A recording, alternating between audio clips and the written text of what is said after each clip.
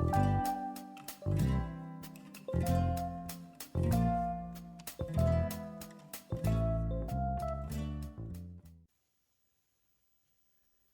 hello there, Scrappy Stampy friends. Welcome back to my studio. It's Suzanne here, and today we are going to tackle the September 2023 Sheetload of cards. Call Me Crafty Al has done a special edition this month. She's using 5x7 cards, in part to celebrate the fact that this is her 50th, yes, 50th Sheetload of cards. Good for her, right? So I gotta tell you that honestly, I don't make 5x7 cards, and I didn't really think I had any 5x7 envelopes in the studio.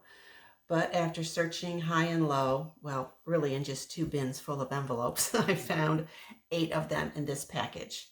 And we need 12 for this. So I then went to the home office and I was able to find 4 more. And these were probably left over from my son's wedding a few years back. So I managed to scrounge up 12. So first hurdle has been overcome. Second, of course, would be to pick out the designer paper that we want to use. We need 2 12x12 sheets of pattern paper. So, of course, in my studio, what we do is we try to use up leftovers first. So I pulled out my handy dandy 100 papers, which I think I'm down to about half, maybe a little less. And I was going to pick some papers out of here that would be possible. Just a quick showing you here, I've actually labeled the sections. Ones I have singles of, ones I have double, ones are floral, ones that are wood backgrounds, and then ones that are other backgrounds. So I'm not having to go through all of the papers every time. Okay, I don't want to use floral this time because I have plenty of cards, floral and bright, cute cards, forget well cards for women and kids. I need something for a man.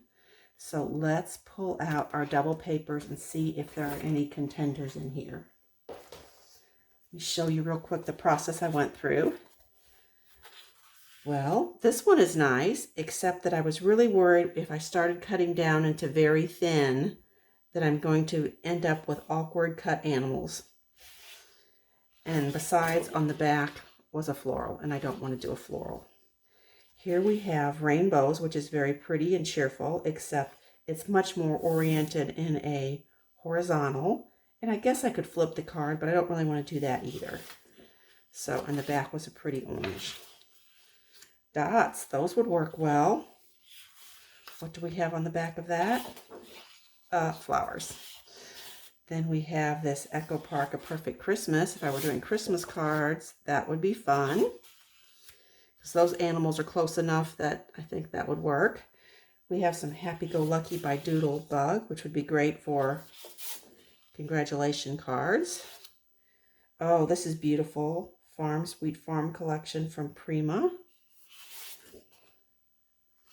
But I see that more as an elegant sympathy card or a really beautiful scrapbook page. Oh, look at this.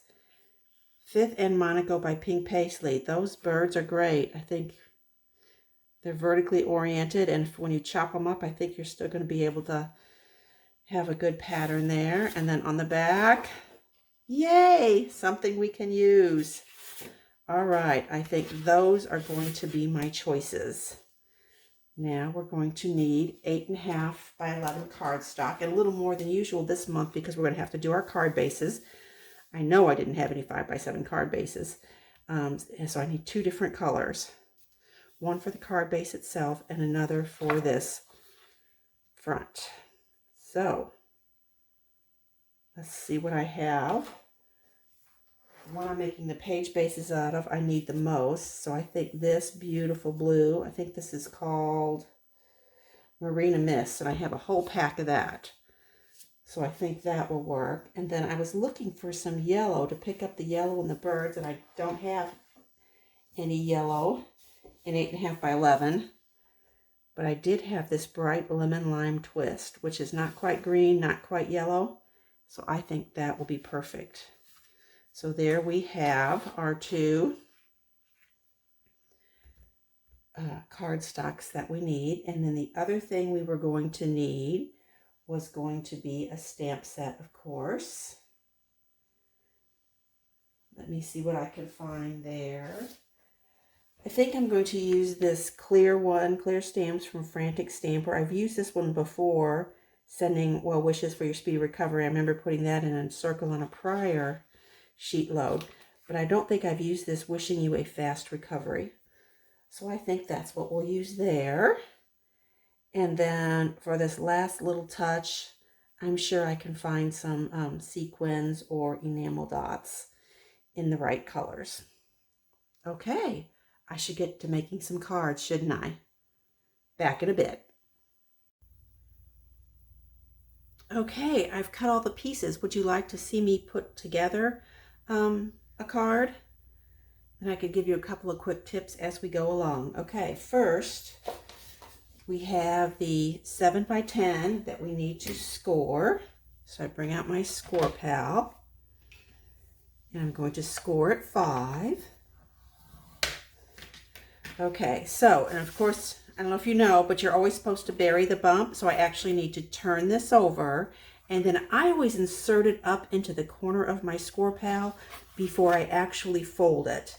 And then that way I can make sure even the top and the bottom are snugly in the corner. And then I find when I score it then with my finger here, press it, that it lines up better. If I just do it freehand here, after I've scored it, things can get shifted one way or another. So that's how I do that. Let me do another one to show you. Okay, I'm scoring at 5. Okay, so then the bump is going to be on the other side, and I want to bury the bump inside the card. So putting it up into the corner, both layers. When it's good and snug, then I use my finger, or I could use my bone folder there too. And see, it doesn't get wonky that way. Alrighty, so then the next thing we do is we start with some of the layers. Alrighty, we're ready for the main layer.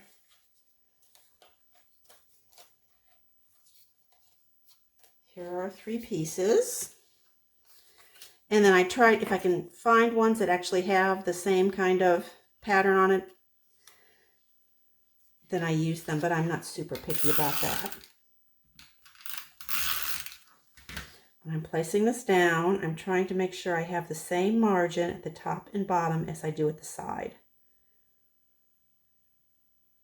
I'm kind of eyeballing it. And then I'm going to do the other outside one also at the same time. But here I do use the ruler to kind of put that across just so I feel like I'm going to be straight. But then again, I'm kind of eyeballing the distance from the edge.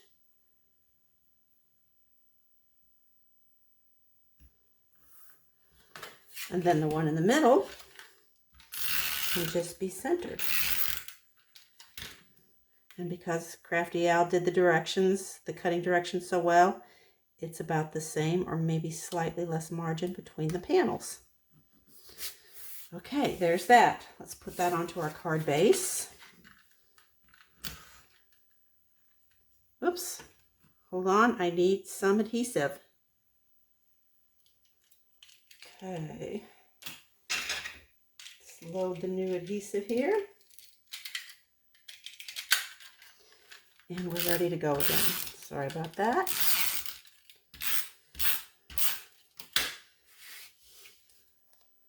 I like the Tombow because it's not at all forgiving, so it is very, very strong though. And that's what I want. I don't want my cards falling apart, and it doesn't wrinkle the paper. But if you make a mistake, you're going to have to use undo to pull it up because it will rip your cardstock otherwise. Okay.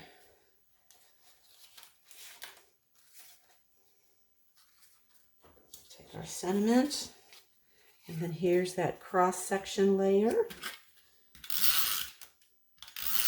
Let me add that. Again, I'm just centering.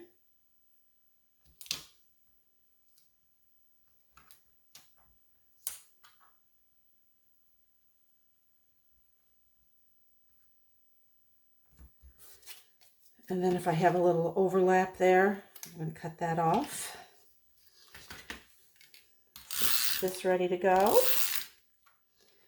Wishing you a fast recovery. Okay, now I want this to be at 3 inches. So I'm going to put, here's my 3 inch. So I'm going to kind of hold this layer here.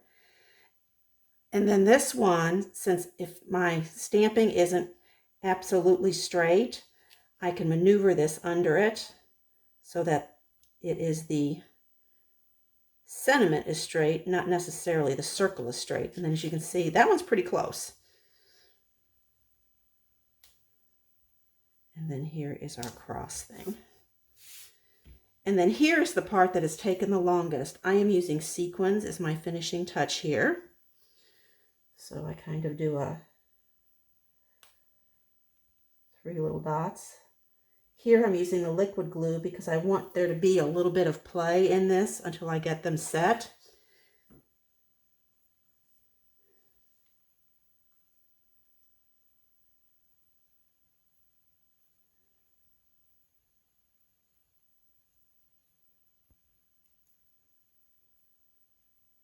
Got to have a jewel picker like this. Just works so wonderfully. The sequins can nest, and you'll think you're putting glue or putting it down, and then you'll figure out that behind that little close to my heart julep sequin, there was a white one too, because their sequin packs are sort of multicolored.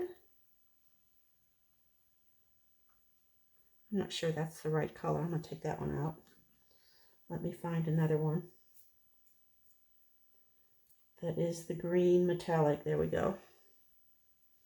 Oops. They are ornery little things.